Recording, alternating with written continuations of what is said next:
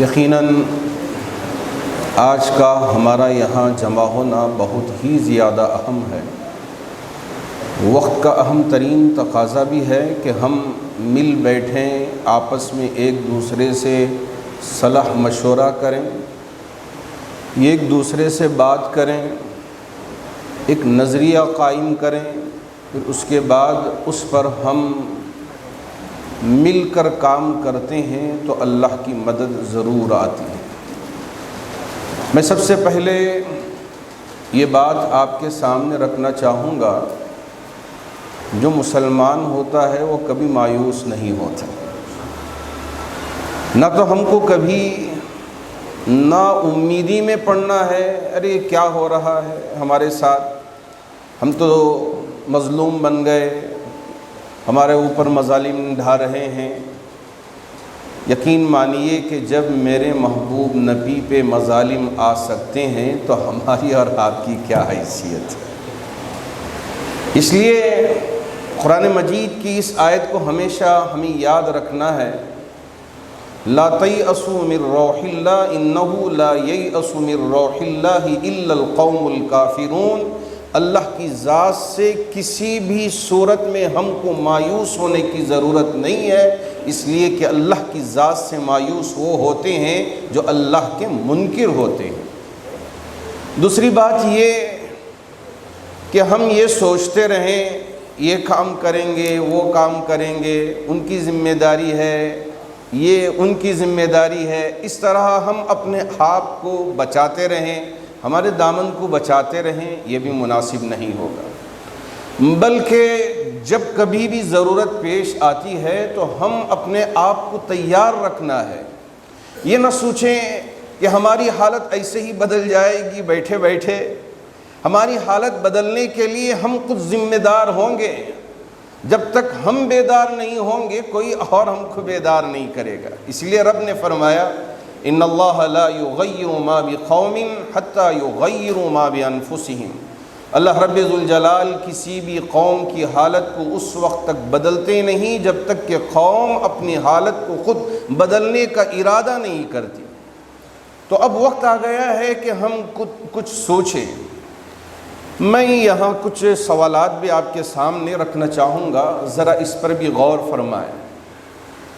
پہلا سوال یہ کہ جب میرے محبوب نبی صلی اللہ علیہ وسلم مکے کو فتح فرمایا اور ماشاءاللہ کعبے کی جو شکل ہے، جبکہ آپ کو پتہ ہے کہ جب کعبۃ اللہ کی تعمیر کی گئی اس وقت ان کے پاس حلال مال نہ ہونے کی وجہ سے جتنا حلال مال تھا اتنے میں انہوں نے کعبے کی تعمیر فرمایا، اور بقیہ حصہ جو اس وقت حتیم کہلاتا ہے وہ حصہ چھوڑ دیا۔ بعد میں جب نبی فتح فرمائے تو کیا اللہ کے رسول علیہ السلام نے، اس لیے کہ آپ کے پاس تو بہت ساری دولتیں آئی، بہت زیادہ مال بھی آیا، تو کیا آپ نے کعبۃ اللہ کو جتنی اس کی دیواریں ہیں، جتنی جگہ ہے، اس کے حساب سے آپ نے تعمیر فرمایا، یا یہ ہے کہ جو پہلے سے تعمیر ہوا تھا اسی کو باقی رکھ دیا؟ یہ آپ پر میں اس کا جواب چھوڑتا ہوں کہ آپ ہی ذرا سوچیں اور غور و فکر کریں۔ نمبر 1۔ نمبر 2، اللہ کے رسول علیہ السلام مدینہ تشریف لے گئے تو آپ نے جو میثاق مدینہ کے نام سے مشہور ہے وہ کیوں کیا؟ کیا ضرورت پیش آئی؟ کیا دور اندیشی تھی؟ کیا حکمت عملی تھی؟ کیوں اللہ کے رسول علیہ السلام نے میثاق مدینہ فرمایا؟ یہ آپ ذرا غور کریں۔ تیسری چیز، اللہ کے رسول علیہ السلام نے جو صلح حدیبیہ فرمایا، بعض لوگ تو یہ سوچتے تھے کہ آپ نے دب کے فرمایا، تو آپ نے جو صلح حدیبیہ فرمایا تو کیوں فرمایا؟ کیا آپ کے مت میں نظر چیزیں تھیں؟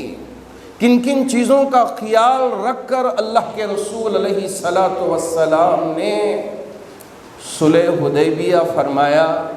آپ اس کا جواب ذرا تلاش کریں۔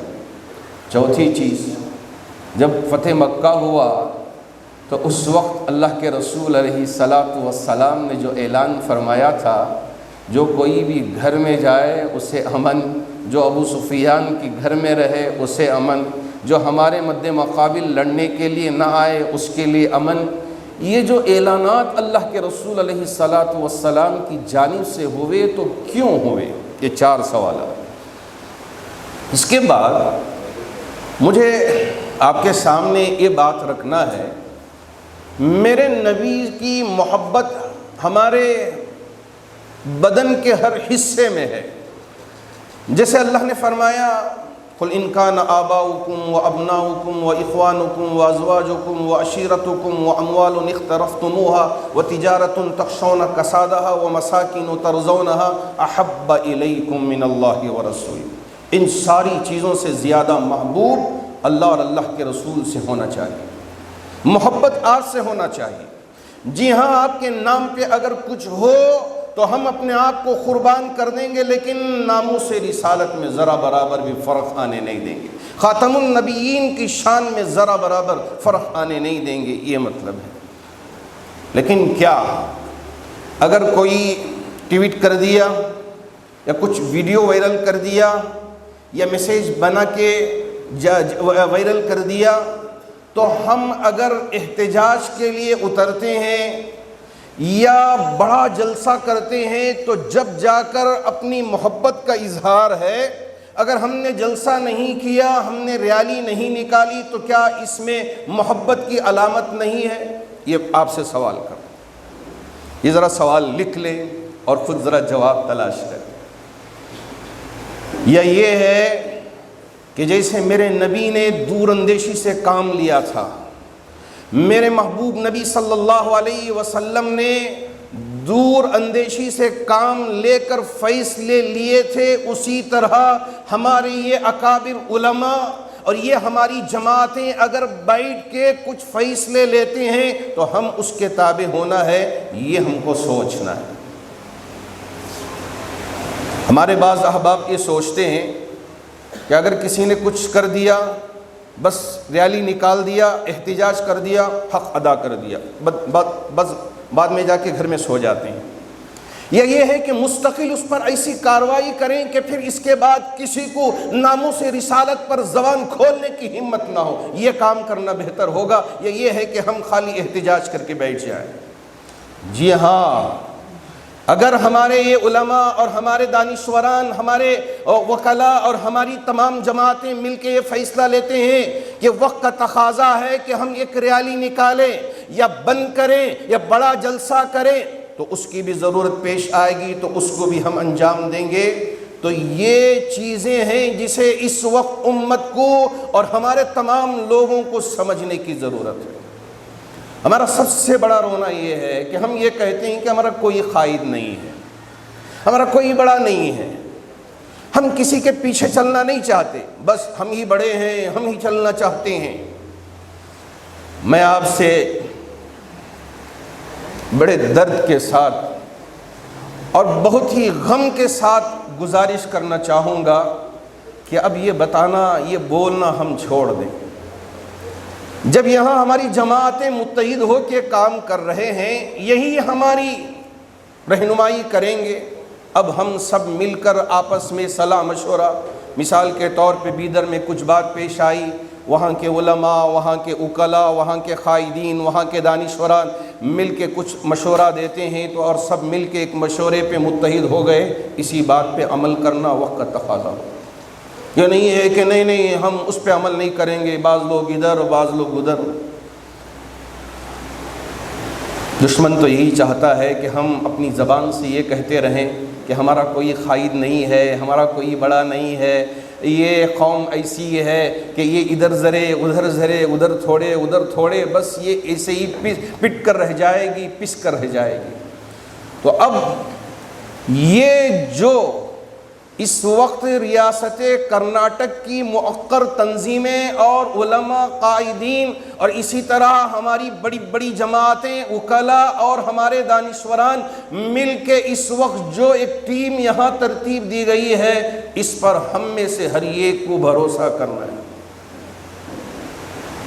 میں آپ کے سامنے 5واں سوال یہ رکھنا چاہوں گا، کیا میرے آقا صلی اللہ علیہ وسلم کے اندر سیاسی بصیرت نہیں تھی، سیاسی دور اندیشی نہیں تھی؟ کیا آپ نے سیاست نہیں فرمایا تھا؟ ہم ان کا جواب تاریخ، احادیث، تفاسیر میں تلاش کریں تو آپ کو پتہ چلے گا کہ میرے محبوب نبی صلی اللہ علیہ وسلم نے ایسی سیاسی بصیرت اللہ رب ذوالجلال نے آپ کے اندر ودیعت فرمایا تھا، اس طرح کی سیاسی بصیرت دنیا کے کسی انسان میں آ ہی نہیں سکتی۔ تو اس لیے ہم میں سے ہر ایک کو اس وقت پہلا کام متحد ہونا ہے، اور ہر ضلع میں، ہر تعلق میں، ہر دیہات میں اتحاد کو پیدا کرنے کی ہم میں سے ہر ایک کو کوشش کرنی ہے۔ بہت اہم مقصد کے لیے کرناٹکا مسلم متحدہ محاذ نے ہم میں سے ہر ایک کو یہاں جمع فرمایا ہے۔ یہ بڑے وہ بڑے چھوڑ دیں، یہ سوچیں کہ ہم کیا کر سکتے ہیں، اس لیے کہ اللہ نے ایک چھوٹی زندگی عطا فرمائی ہے۔ اگر یہ زندگی ختم ہو گئی، جیسے کرونا میں ہم سے زیادہ صحت مند تھے لیکن کیسے اپنی آخری آرام گاہ میں پہنچ کے سو رہے ہیں، اگر وہیں چلے جائیں تو پھر ہم کیا کر سکتے تھے؟ اللہ نے ایک موقع دیا ہے۔ اب ہم گلے شکوے چھوڑ کے اس وقت مسلم متحدہ محاذ کا یہ جو پلیٹ فارم ہے، اس کے ذریعے سیاسی بصیرت کو مضبوط سے مضبوط ترین کرنے کی اس وقت ضرورت ہے۔ یہاں ہم یہ سوچیں کہ یہ پارٹی ہے، چلو وہ پارٹی ہے، نہیں، ہم کسی پارٹی کے نہیں ہیں۔ ہم خود سوچیں اور فیصلے لیں، غور و فکر کریں۔ اللہ رب ذوالجلال نے ہم کو عقل سلیم عطا فرمایا ہے، سوچنے کا ملکہ عطا فرمایا ہے۔ اگر ہم اتحاد کے ساتھ کچھ کام کرتے ہیں، قسم ہے میرے رب ذوالجلال کی، اللہ رب ذوالجلال ضرور ہماری مدد فرمائیں گے۔ اس لیے میں یہاں آنے والے ہر ایک کو بہت اہم سمجھ رہا ہوں۔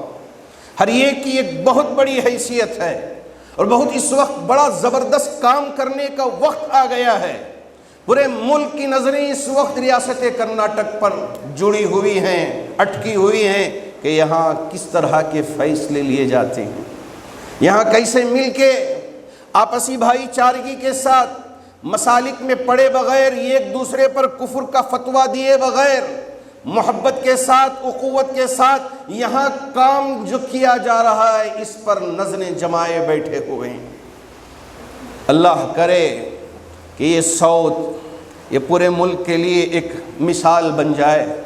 ہم ایسے متحد ہو کے دکھائیں کہ صرف اسٹیج پہ بیٹھنے والے یا ایک دوسرے کا ہاتھ تھامنے والے نہیں، عملی میدان میں بھی انشاءاللہ ایک دوسرے کے دل جڑے رہیں گے اور کام کر کے دکھائیں گے۔ یہ ہمارا اس وقت سب سے اہم ترین فریضہ ہے۔ اللہ کرے کہ اللہ رب ذوالجلال ہمیں ان باتوں کو سمجھنے اور دور اندیشی سے کام لینے کی توفیق عطا فرمائے۔ کرناٹکا مسلم متحدہ محاذ اس بات کی پوری کوشش کر رہا ہے کہ ہم پورے کرناٹک میں مسلمانوں کو جوڑنے کی کوشش کریں۔ ہماری جو سیاسی طاقت ہونی چاہیے، آپ اگر ذرا اندازہ لگائیں تو پورے کرناٹک میں جو ہماری مسلم تعداد ہے اس کے حساب سے 45 سے 50 تک ہمارے ایم ایل اے ہونا چاہیے۔ ارے 50 نہیں، 45 نہیں، کم سے کم 25 کی تو ہم کوشش کر لیں۔ 7-8 پہ ہم آ کے ٹک جاتے ہیں، اس کے بعد اسے بھی گرانے کی ہم کوشش کرتے ہیں۔ تو اب ہم کو مل بیٹھ کے یہ کوشش کرنا ہے کہ کم سے کم 25 تو ہماری اس ریاست میں ہمارے ایم ایل اے ہونا چاہیے، اور اس کے اوپر جو سیکولر طاقتیں ہیں، جو سیکولر جماعتیں ہیں، تو ان کو جوڑ کر کہ کیسے میثاق مدینہ کی طرح یہاں بھی میثاق ریاست کرناٹک ہم کو بنانا ہے، اس پر ہم کو غور و خوض کرنا ہے۔ اللہ کرے کہ آج کا یہ مشاورتی اجلاس، یہاں ریاست سے آئے ہوئے بہت اہم احباب، اللہ ان کے دلوں کو جوڑ دے اور ہم سب مل کے کچھ بہتر سے بہتر کام کریں۔ اللہ اس کی توفیق عطا فرمائے۔ آمین وآخر دعوانا